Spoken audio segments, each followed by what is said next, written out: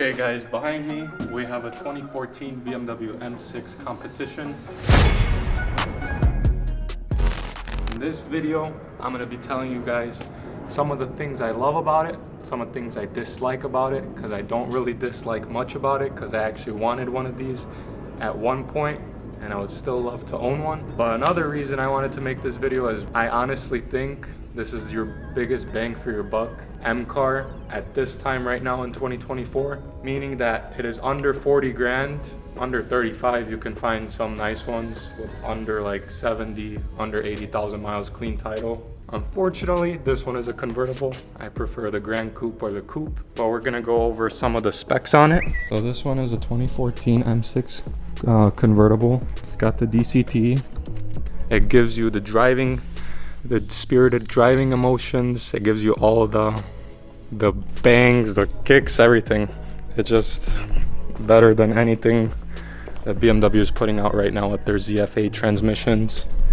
Stock, they have 575 horsepower with about 520 foot-pounds of torque, I believe. But this car is not stock.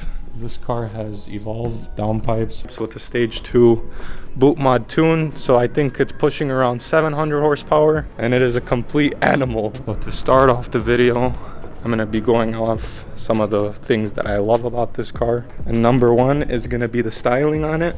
Back in 2014 when BMW released this model, just like perfect from its predecessor, the E63 M6, E64 M6. To drop something out like this, it was complete perfection. You did lose the V10 from that generation of that era, but then they came with the V8 twin turbo. Some people were upset, but they also did upgrade it with the DCT transmission, which is, in my opinion, way better, smoother, faster, more brutal. Not more brutal, the SMG is pretty brutal. Going on to the second thing that I love about this car is this BMW interior, in my opinion, has never gone out of style. This car is what, 10 years old now, and it still is a beautiful place to be. You get ambient lighting in the doors. You get the Bang & Olufsen surround system. Look at the tweeter jump up. You get some beautiful ambient lights under your Bang & Olufsens. You get some ambient lighting under there. And it's just a really nice place to be. It does not feel old at all. It's still very beautiful. And of course, with the convertible, you get lots of room and you get to hear all the turbo noises.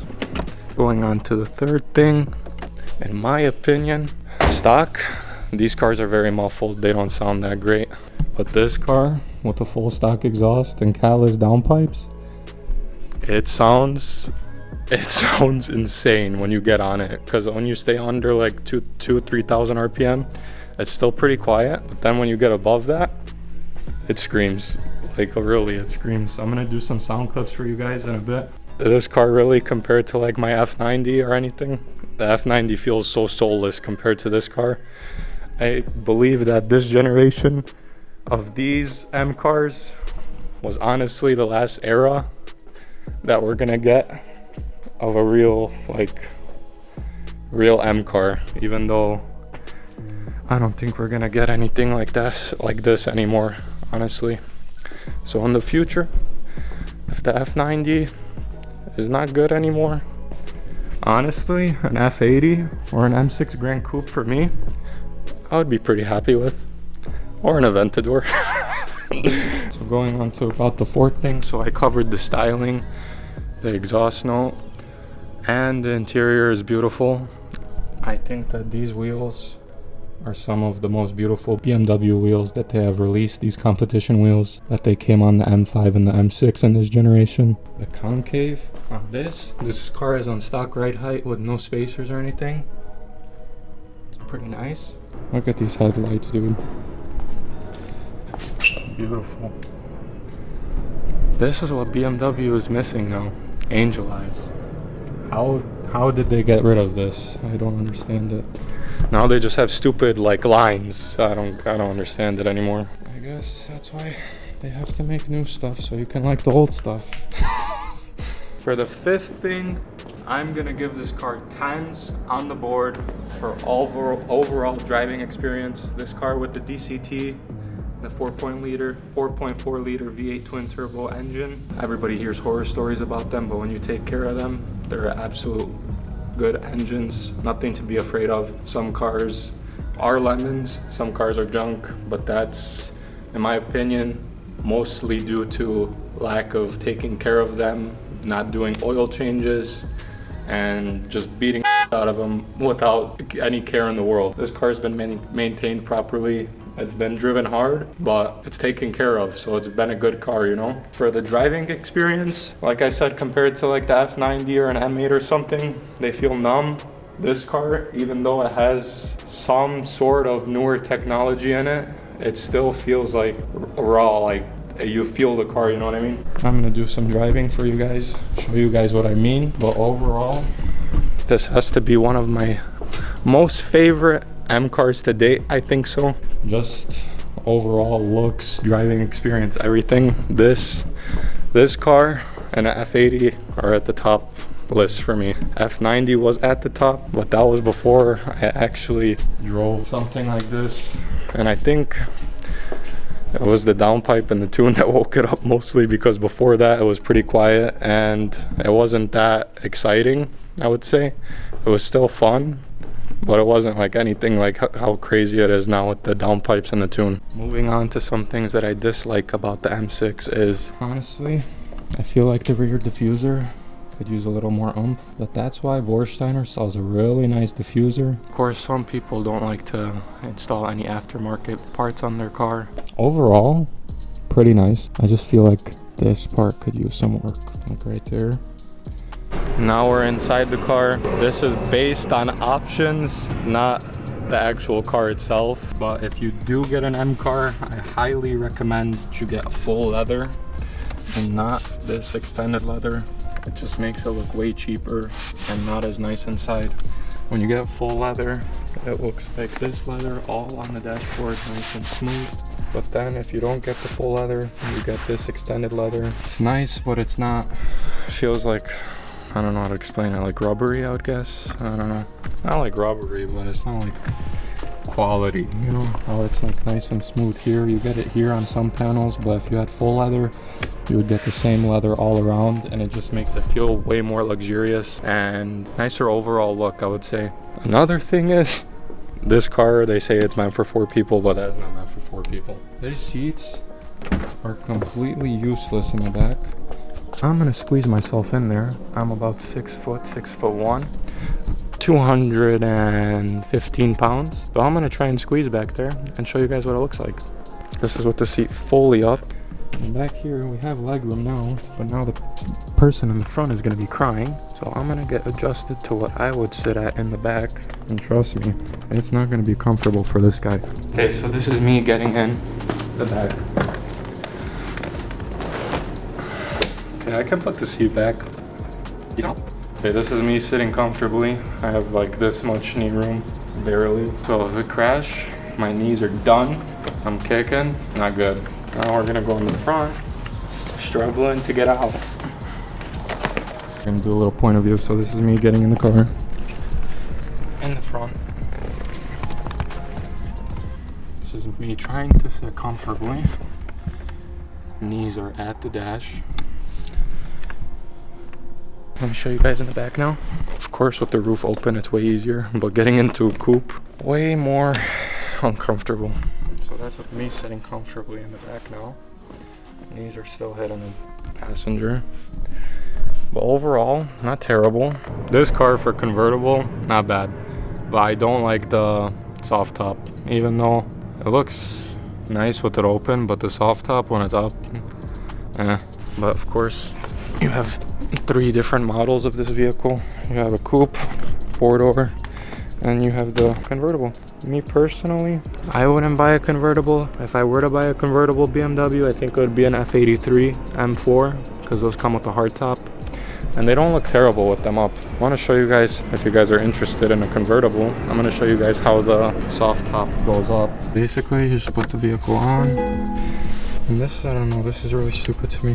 So normally, To open the roof, you would be like, oh, you go back to open it. But no, this closes it.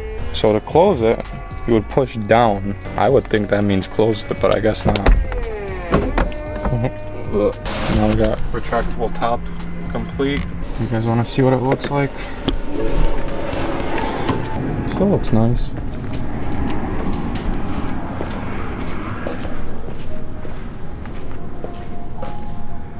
If we're gonna be honest though, I drove this car a couple of times on the soft top when it's closed. The wind noise and all of this shit, you would think that the windows are open or something, but everything's closed. That's why I don't really like these soft tops. So another thing that's not my most favorite thing for these vehicles, this is including all of them from 2014. I'm not sure if they changed it on the LCI, but on this car it's not the same. For example, like on the F80s and stuff and F85s, all that, this is like all the same generation. So you would think that when you put this car in Sport Plus, the valves would open, but nope. This car works with a vacuum system on the exhaust flap, so you can't control the valves. The only way you would have to control the valves on this car is if you wired in a new vacuum system with remote control or something, which kind of sucks. In the F90, you get an exhaust button down here. This is a different center console. Even on the F85s and the F80s and all them, when you put in Sport Plus, the valves open because they're electronically valves, but this car has vacuum lines. The valves are on this side of the exhaust, I believe. Yeah, you can see that they're closed right now. Can you see that? Yep. And then basically there's a vacuum line that goes from the top to the back. So when that gets open, the valves open, and that usually happens after like 3,000 RPM. But yeah, I kind of want to take you guys for a little drive. We're gonna go for a little cruise. Okay guys, we're in the M6 right now. We're gonna do a little drive with Amir. We gotta get in full adventure mode. You ready for this? Let's go. Comment below, what do you guys think should replace the M6? Guys, Amir wants to buy another Plaid. Tell him no. Nah, probably not. Alright guys, we're entering a tunnel right now.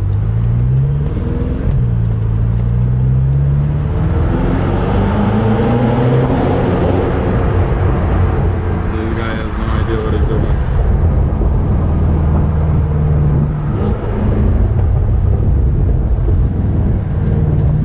Currently entering a mini highway.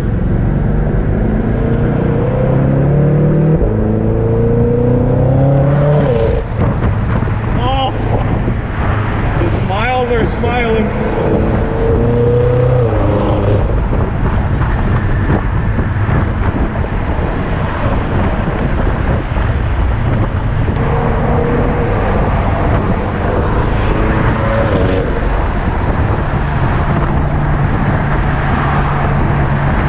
So we keep going straight or where?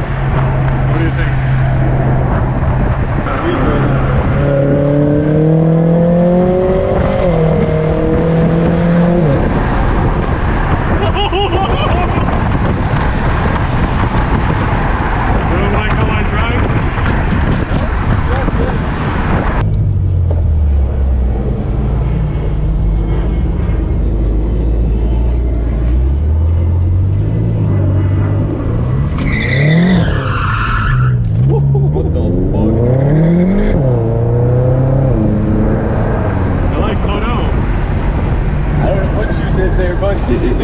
Why did it cut out? You see how I spin down a couple of times now? Wait. Remember that one time with Buki? Yeah, but why did it cut out like that? You have to go on. You weren't on. You let off the throttle. Like you have to get on the throttle a lot earlier, or like. Maybe I'm used to my car. That's why. Yeah. It was just yeah. Because in my car, I can just get on it. I can say second gear is a lot easier than first for sure. Yeah, first gear would just spin you off. That was weird. Oh man. What? Oh man. Oh, it was bad? No, you can put that's a fail. That was bad, low key. On camera. It's okay. Yeah, more Alright guys, so initial thoughts on the M6. As you can see, my send was pretty dog shit. It's okay, but we're gonna do it again. We're gonna make up for that one. We're gonna make up for it. But yeah, overall, This car shits on the new cars, in my opinion. You know what, guys? After your dashi here is done, we're gonna put the GoPro on my head and we're gonna show you how this car is supposed to be driven. 'Cause I know he's holding it in. I know how he drives. He's not driving. So. Okay, we can grab the camera and you can take us for a little sun venture. A little joyride before we go say goodbye, you know.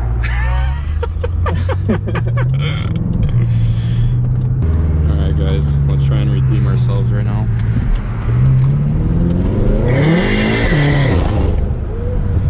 I'm not gonna lie, the boost kicks in at such a weird... That's what I mean, yeah. Like, I've gotten used to it now, but remember in the beginning, it was very weird for me. Like, I was like, why is this like not like that? Alright, we're gonna grab the... Feel what the car's about to do, but you don't know, like... We're gonna grab the camera. I'm gonna take the GoPro off my head. And then... he wants to take us for a little drive because he said I'm being too scared. Which I am, because it's not my vehicle. Oh my god, Suhail's here. Okay. Where you going now? We're gonna need seatbelt for this one. Let's get it rolling.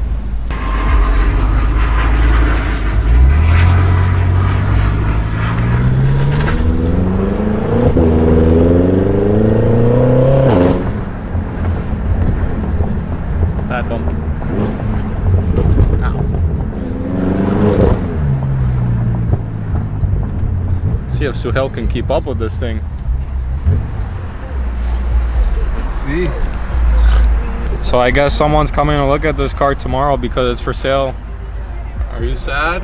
Yeah, bro. It's gonna be sad, but you know, something's gonna come replace it. You know, like just like everything. I don't know. Oh!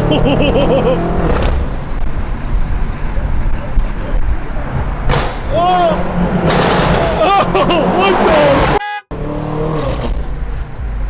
This car is an animal.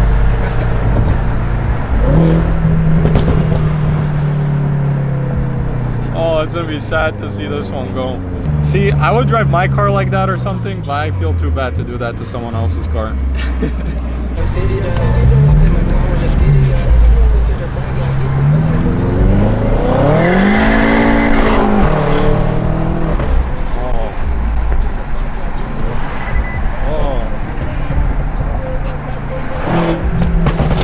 Oh my god. Oh my god, what the f? Dude, did you hear the echoes off the other cars?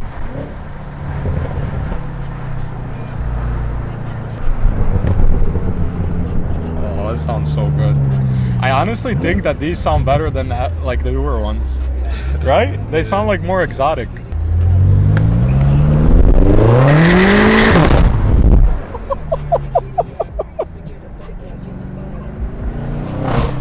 Oh.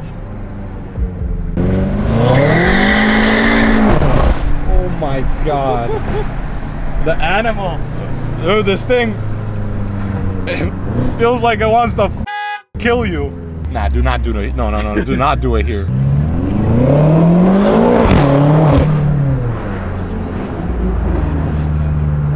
Okay. Yep, that's why.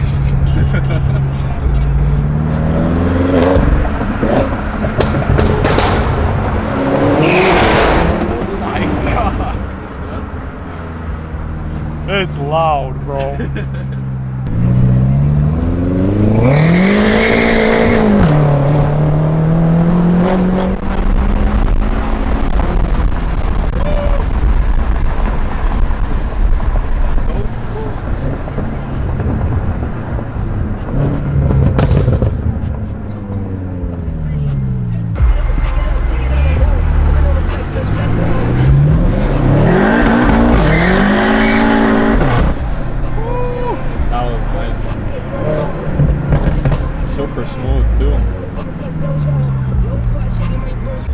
Get me out of this car with this madman. Alright guys, well this is gonna conclude this video. Wait for the plane.